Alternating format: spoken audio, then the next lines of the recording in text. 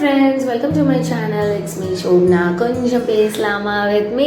So வாங்க, இது போன சாட்டர்டே எடுத்த vlog பாருங்க. இந்த நெக்ஸ்ட் சாட்டர்டே வரப்போகுது. பட் வந்து எனக்கு வந்து அப்லோட் பண்ணுறதுக்கு பேபி வச்சுட்டு டைம் கிடைக்கல. இன்றைக்கி தான் எடிட் பண்ணேன்.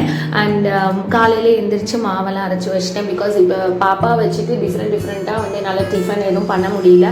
ஸோ மாவு கையில் இருந்ததுன்னா டக்குன்னு இட்லியோ தோசையோ ஊற்றிக்கலாமா, அந்த தோசையிலேயே வெரைட்டியாக ரவா தோசை, மசாலா தோசை, அந்த மாதிரி ஏதாவது வெரைட்டி கொடுத்துக்கலாம் சஷ்ரந்துக்குன்னு சொல்லி மாவு அரைச்சி வச்சாச்சு. அண்ட் லஞ்சுக்கு வந்து பார்த்திங்கன்னா ரொம்ப சிம்பிளாக பண்ணியிருந்தேன். ஆந்திரா பருப்பு பொடி தான் அரைச்சி வச்சுட்டேன். ஒரு 1 month அளவுக்கு வர மாதிரி ஸ்டாக் அரைச்சி வச்சாச்சு. அண்ட் இது வந்து என்னோடய ஃப்ரெண்டு சொன்னாங்க. அந்த மாதிரி அந்தளவு இன்க்ரீடியன்ஸ் வச்சு தான் அரைச்சிருந்தேன். துவரம் பருப்பு, பாசிப்பருப்பு, பொட்டுக்கடலை, வரமிளகா, பூண்டு, மிளகு, அதெல்லாம் அந்த மாதிரி போட்டு அரைச்சிருந்தேன். உங்களுக்கு வேணும்னா யூடியூப்பில் கூட நிறைய அந்த மாதிரி தான் இருக்குது ஆந்திரா பருப்பு பொடி. ஸோ செக் அவுட் பண்ணி பாருங்கள். அண்ட் ரொம்ப வந்து நம்மளுக்கு யூஸ்ஃபுல்லாக இருக்கும். இந்த மாதிரி அரைச்சி வச்சிட்டோம் அப்படின்னா நம்மளால் எதுவும் லஞ்ச் பண்ண முடியலன்னா கூட சுட சுட சாதம் வச்சு இதை போட்டு நல்லெண்ணெய் ஆர் நெய். பட் பருப்பு பொடிக்கு வந்து பார்த்திங்கன்னா ஆந்திரா பருப்பு பொடிக்கு நெய் தான் ரொம்ப நல்லாயிருக்கும்.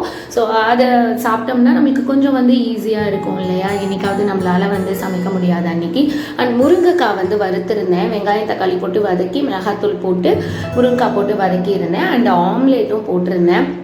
ஸோ மாமியாரும் நானும் தான் சாப்பிட்டுருக்கோம். சஷ்வந்துக்கும் போட்டு கொடுத்துட்டேன்.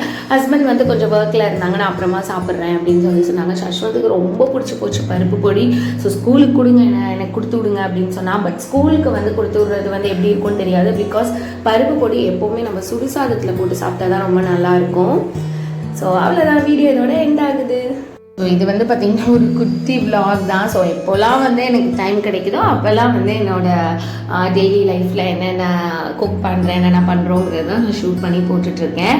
ஸோ இந்த வீடியோ உங்களுக்கு பிடிச்சிருந்ததுன்னா லைக் பண்ணுங்கள், ஷேர் பண்ணுங்கள், கமெண்ட் பண்ணுங்கள். அண்ட் மறக்காமல் சப்ஸ்கிரைபும் பண்ணிவிடுங்க. ஸோ இதே மாதிரி கண்டினியூஸாக நான் வீடியோஸ் போடுறதுக்கு ட்ரை பண்ணுறேன்.